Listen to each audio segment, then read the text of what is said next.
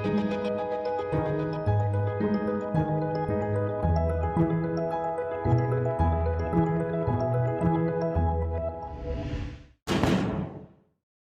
afternoon. I'm Anuj Mehrotra, Dean of the School of Business at the George Washington University, and it is my pleasure to welcome everyone to this first episode in the fall 2021 season for George Talks Business.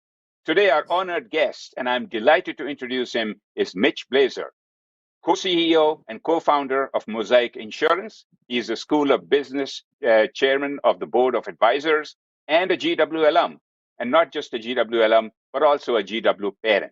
Welcome, Mitch. Thank you for joining us today. Good day. Good day. It's great to be here. Thank you, Dean, for such a generous introduction, and hopefully this will be a good opportunity to catch up. Well, wonderful, Mitch. And I can see you are joining us from Hamilton, Bermuda. I can see the palm trees. I can see the views. And if I recall correctly, the first time we met, it was in Bermuda, and you were hosting our board meeting. And I was promised that every meeting will be with umbrella drinks and ocean views. That has not happened, but it has been a pandemic. So let me start with that. I think, I would love to hear how Bermuda has done in the pandemic. And of course, during these past 18 months, you have launched a global insurance company during the pandemic. So tell us a little bit about how Bermuda has handled it and what have been the challenges and how did you think about launching something during this period of time? Well, certainly. It's interesting because the ideas and concepts that Mosaic is based on were pre-COVID ideas. And we were really getting going in Bermuda and working with Lloyd's of London, because the centerpiece of a Mosaic is a Lloyd's of London syndicate, to get the approvals and launch the new company, as well as being able to raise the funds to make it work. And so I had lined up our chief investor, a private equity firm.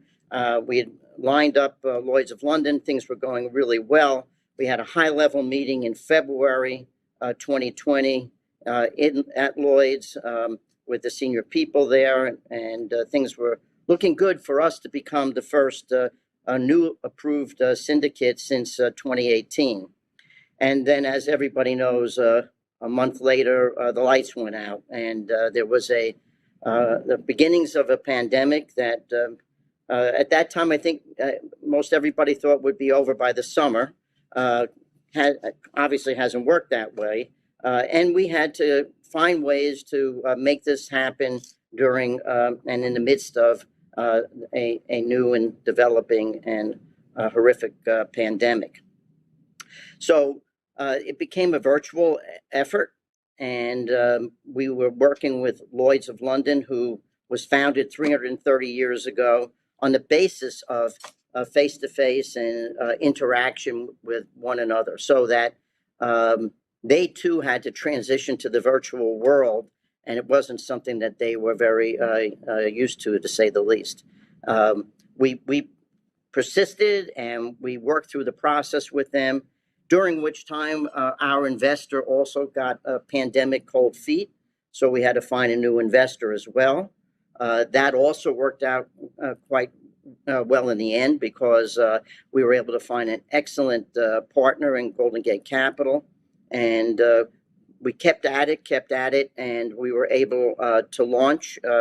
It took about a year later from that first meeting in Lloyd's, we were up and running.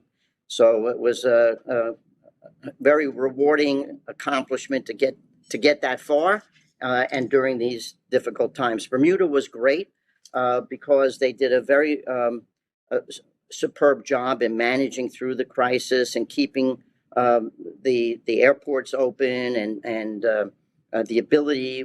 They used a very rigorous testing protocol to allow for people to interact and things to develop.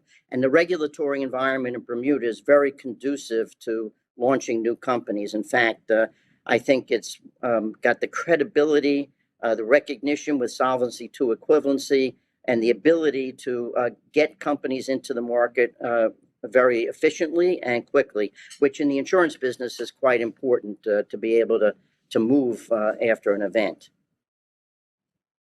Well, congratulations, Mitch. I know you are the kind of person who will get overcome all challenges, and clearly you have in launching this global insurance company. So tell us a little bit about Mosaic, and tell us about what differentiates Mosaic and from the other similar companies.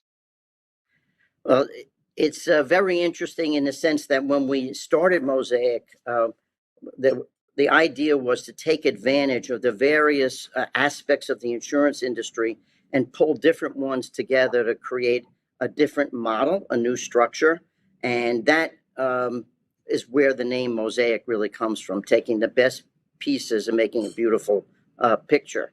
And as a part of that picture, we had a number of different aspects and differentiators, as we would put it. Um, One of them was the lines of business that we chose, which were very much based upon requiring a high level of talent, a technical barrier to entry. So access to talent was critical. A second was the ability to take advantage of modern technology. That also was quite important because modern technology today allows you to build capabilities that historically in the insurance industry were not possible and were very inefficient in the way business got done. So we had a chance to start a new technology infrastructure. Our lines of business that were chosen were very much based upon relevance in terms of growth opportunity, exceeding that of what we would expect the GDPs to grow at around the world. There was also the ability to drive a high level of profitability with the right people and technology. The lines of business, when I mentioned them, you'll see how they correlate to something we did not expect. It's political violence, war and terror, political risk, governments behaving badly, mergers and acquisitions, transactional liability. We have cybersecurity. And when I even mention that, everybody gets the chills. And when we have environmental liability and we add professional indemnity and certain financial institution lines, you get the sense of the areas that we're focused on. So the bottom line is that lines of business in a post-COVID world have become even more relevant. These are lines of business that, with social unrest and all the collateral issues coming out of the pandemic, are driving the importance of these risks and exposures and the complication of dealing with them. So being able to provide those services and support our customers and the brokers gives us a real leg up in terms of what we're providing. And then, of course, the how we're providing it is with the talent that we have been able to attract. That comes from being in the business 100 years or so, and also from the use of technology, where we can use artificial intelligence on the front end to support our underwriters, blockchain type technology to be able to connect with our capital partners, provide them real-time information and data, and straight through processing, which gives us the efficiency that's been so lacking in our insurance world historically. So these things are all coming together now. We've only been up and running about 7 months, but we're on target with each of our areas and with our focus on building this new model insurance company. Well, those are really interesting and exciting things that you are working with, Mitch. Of course. So you mentioned modern technology. You mentioned blockchain. In fact, one of the questions that was submitted by Ian was, "What are your thoughts on blockchain technology, possibly automating the claims process in the insurance industry?" And I'll add something to it. What if I were to go in and really use this technology to buy a robot tomorrow or a self-driving car? What kind of a premium can I be thinking about if that was the case? Or that's not what Mosaic does. Tell us a little bit. Well, we might be soon. You never know. Technology is speeding up. It's not slowing down. That's certainly one of the major learnings and outcomes from where we are in the pandemic and with the reaction to dealing with COVID. Virtual doesn't replace face-to-face completely, but we're much better at it now than we ever were before. I think that the use of blockchain and these types of technologies allows a more dynamic interaction between the counterparties and more of a trusted partner in terms of how you transact. Cyber world today, and with the concerns everybody has for data and data security, that helps a lot. The other aspect is the ability to use data lakes and provide analytics and really kind of partner in an electronic sense with being able to provide the updates on where you might stand on your in terms of your purchase of that robot. Where is that robot today? Is it being manufactured? Is it already doing your job? Where are things at the moment, and where are they headed? And that's, I think, what this new technology really provides. Plus, it's incredibly modular. It's easy to plug in and plug and play it, as opposed to having to build large software banks and integrations. Yeah, thanks, Mitch. And you also mentioned, during this time to really assemble a team. And one of the questions from Eliza is, how do you find and grow an executive team that really cares about the mission as you do? And with some of these, what is the right talent? When you talk about attracting the right talent, what do you look for when you are looking for people to be adding to your team? Well, this segment is called George Talks Business, and I'm probably been around long enough to have actually talked to George about business.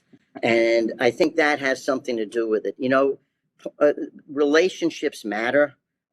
Knowing people, having interacted with them, gaining their trust, having a kind of a track record and things like that are certainly key aspects to the underpinning of what gives you the ability to go and bring people like that onto the team.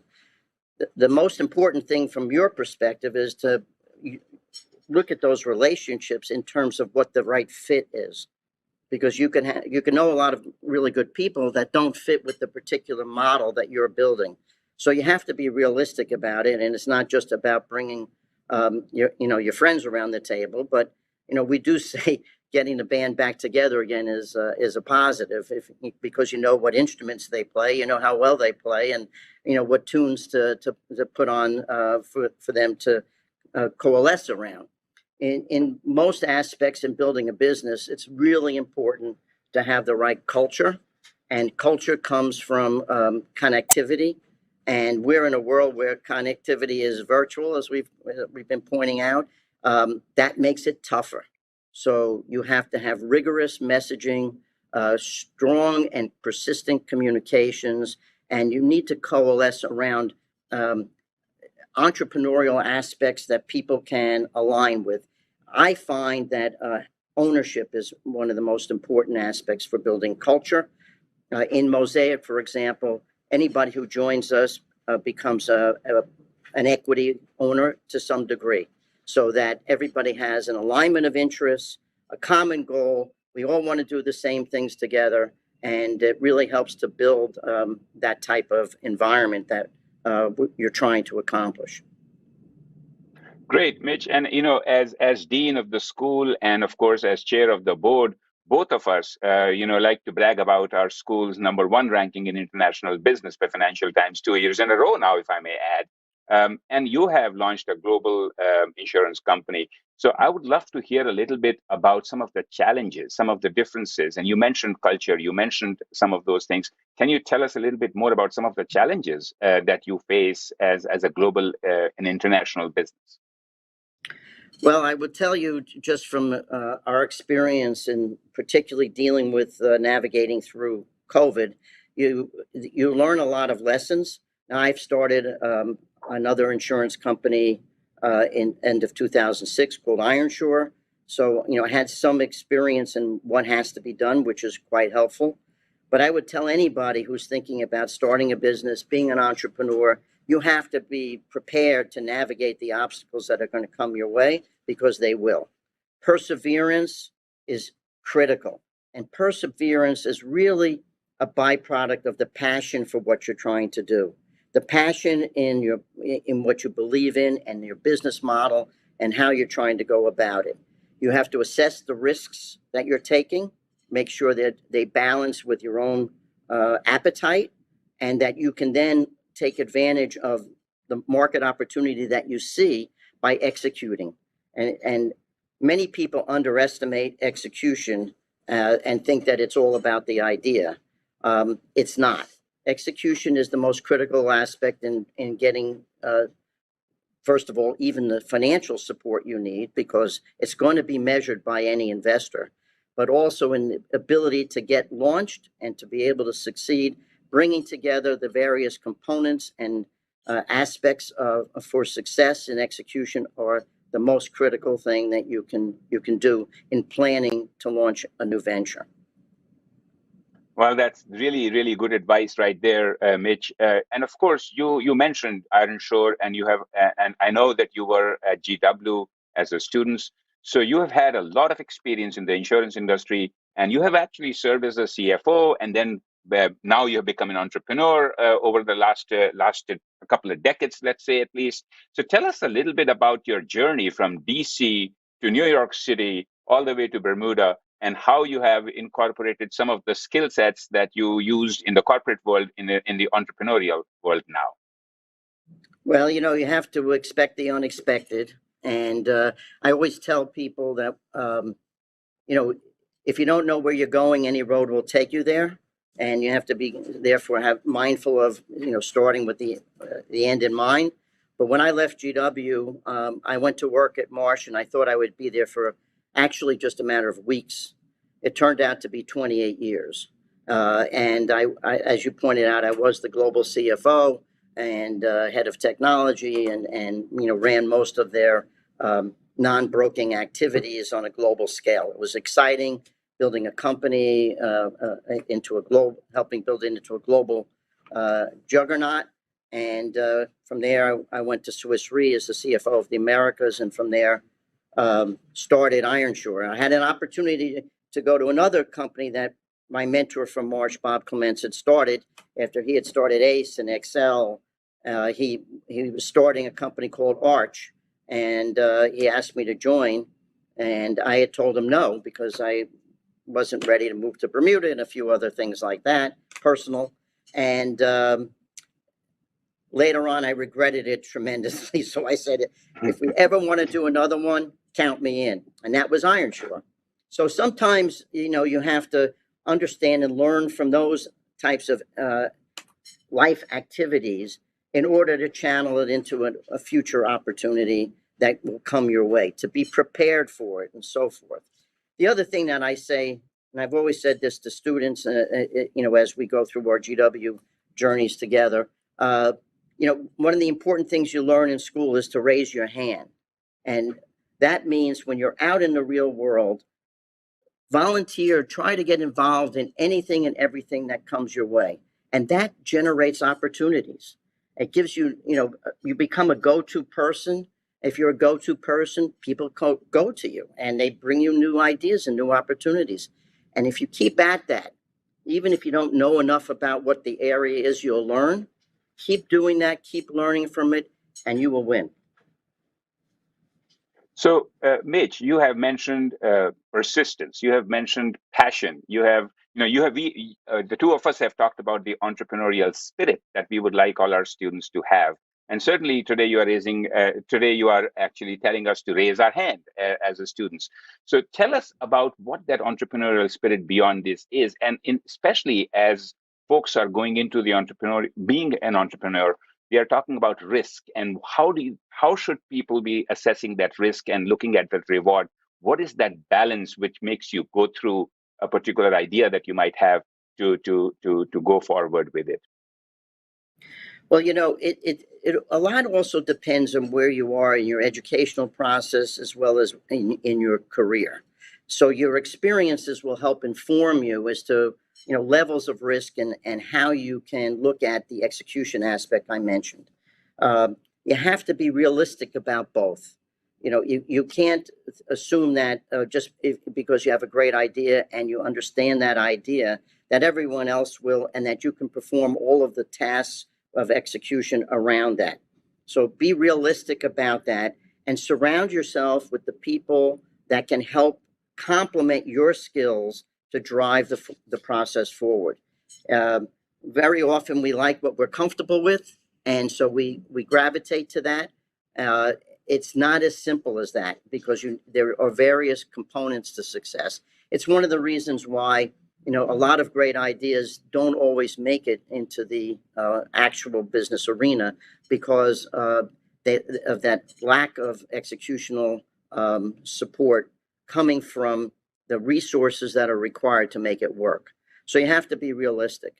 And I think the rest comes back to the points we said before. It's got a lot to do with that foundation that you build. GW helps build a foundation like that. When you're in higher education, you have the ability to meet people, you have an opportunity to network, you have a chance to see things through other people's lenses, get to know what people are good at, what you're good at, measure yourself and them against certain standards. And that helps, intrinsically build the sense of a confidence in what it is you're trying to do. And if you have that confidence, you can win a lot of battles. If you win a lot of battles, eventually you win the war. Wow, that's awesome! Awesome to hear that, of course, from you, Mitch. And in terms of that, Lisa, who's one of our graduating seniors, actually submitted a question to be asked and asked about what is your biggest recommendation to graduating seniors as they enter the workforce, especially after having gone through 18 months of the pandemic. And let me add to that question and say, of course, you and I have never made any mistakes or anything like that, Mitch. But if you were to today give advice to your younger self, would that be any different from the path that you have followed? Would there be something different you would do in terms of that advice that you would give to that younger self? I would have taken that job at Arch, but it all works out well in the end as long as you keep yourself moving forward. Momentum is a key to life. You have to keep pushing forward. You have to leverage your relationships, leverage your education, understand the dynamics of the way you've been prepared for your next steps, but have confidence in taking them. Don't hold back. My advice to the young people coming out of college today is that they've had some setbacks now because of the pandemic. Obviously, the virtual world is great. It adds another arrow to our quiver, but it doesn't replace the ability to interact with people on a day-to-day basis, being able to learn from others, be trained by others, have a mentor that can help you in gaining and benefiting in your overall journey in life. That is really something to seek out because if you can, this idea of doing everything virtually is not really going to work for a young person. You need to find a way to get that kind of real life experience. Yes, virtual it helps balance the scale, but it doesn't replace it. You're just as equally off balance if you are 100% virtual. So I recommend getting to interact with people in an office environment eventually, and any other way that you can, and stay safe, obviously, as part of that. But I do believe in the EQ development, the emotional quotient development that people garner from interaction with one another. The building of those skills will serve you well throughout your life and your career. So don't hide behind the computer screen, so to speak, because if you're 100% virtual, eventually one of our robots is going to replace you. So get out there in the world, stay safe, and do the best you can, and you'll win. Well, that's great advice again, Mitch. Let me ask you, of course, as we get closer to the time. Let me ask, but I do want to ask you a couple more questions. One around your service. I think you have been a rock for the School of Business, and you have given so much time and talent and wealth to George Washington University. I would love for you to give some advice to our alumni who are looking for ways to engage and help the school achieve its goals. So, what would your advice to the alumni be?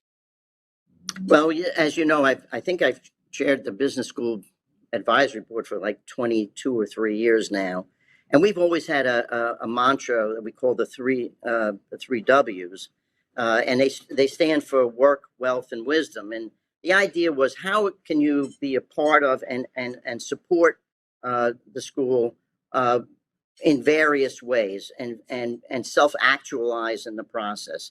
And the first W of work really meant, showing up, being a part of events, being a part of supporting activities, joining the board, coming to classrooms and providing lectures and advice and guidance, helping students in ways that you can, through networking and finding internships and first jobs and so forth. And wisdom is the second W. It really takes off on that as well. It really supports bringing what you've learned, through your own experiences, to the benefit of the students, and letting them have the advantage of understanding what that all means and how they can translate that into their own personal successes, whether it's, again, part of the career aspects, whether it's part of the learning aspects, advisory and so forth, mentoring. These are all things that you can do. And it's extremely rewarding personally when you can help a young person through that part of their life.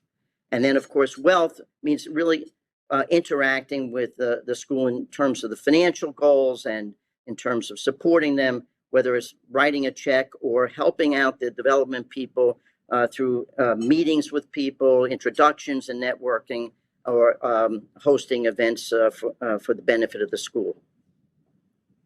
Well, Mitch, thank you for your extraordinary support. As I said, you have been a rock for the school, and we are much better off as a school because of your efforts.